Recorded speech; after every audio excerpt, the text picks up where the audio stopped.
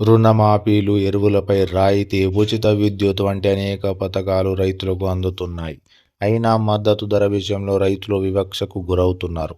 ఇప్పటికీ ధర కోసం రోడ్లు ఎక్కాల్సిన పరిస్థితి. ఇదిలా ఉంటే రైతులకు పంటల పెట్టుబడి కోసం ప్రభుత్వాలు బ్యాంకుల ద్వారా తక్కువ వడ్డీకి రుణాలు ఇస్తున్నాయి. అయితే కేంద్రం తాజాగా పంట కోసిన తర్వాత కూడా రుణాలు ఇచ్చేలా కొత్త పథకం ప్రారంభించింది. 1000 కోట్లతో ఈ పథకం ప్రారంభించింది. ఈ క్రెడిట్ గ్యారంటీ స్కీమ్ కింద పంట కోసిన తర్వాత కూడా రుణాలు ఇస్తారు. గిడ్డంగుల్లో రైతుల పంటలు దాచుకొని వాటికి సంబంధించిన పత్రాలు అందించి రుణాలు పొందాల్సి ఉంటుంది. రైతుల ఆదాయం పెంపే లక్ష్యంగా దేశంలో రైతుల ఆదాయం పెంచడమే లక్ష్యంగా కేంద్రం ఈ కొత్త పథకం తీసుకువచ్చింది. రైతులకు సులువుగా రుణాలు ఇచ్చేందుకు ఈ పథకం ప్రవేశపెట్టింది. క్రెడిట్ గ్యారంటీ పథకం కింద 1000 కోట్లు కేటాయించింది.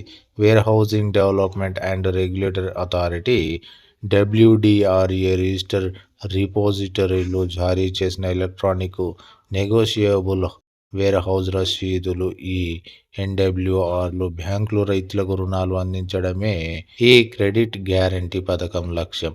ఇది ఎలా తీసుకోవాలి అంటే రైతులు పంట కోసిన తర్వాత తమ ఉత్పత్తులను ఉంచిన warehousing development and regulatory authority registered డిపాజిటరీలు ఇచ్చే ఎలక్ట్రానిక్ నెగోషియబుల్ వేర్ హౌస్ రిసిప్ట్లను బ్యాంకులకు అందించి లోను పొందవచ్చు. ఈ ఎన్డబ్ల్యూఆర్లను తీసుకొని రుణం ఇవ్వకపోవడం అనేది ఉండకుండా ఈ పథకం లక్ష్యం.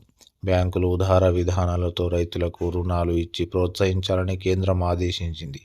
దేశంలో పంట రుణాలు ఏటా 21 లక్షల కోట్లు చెల్లిస్తున్నారు.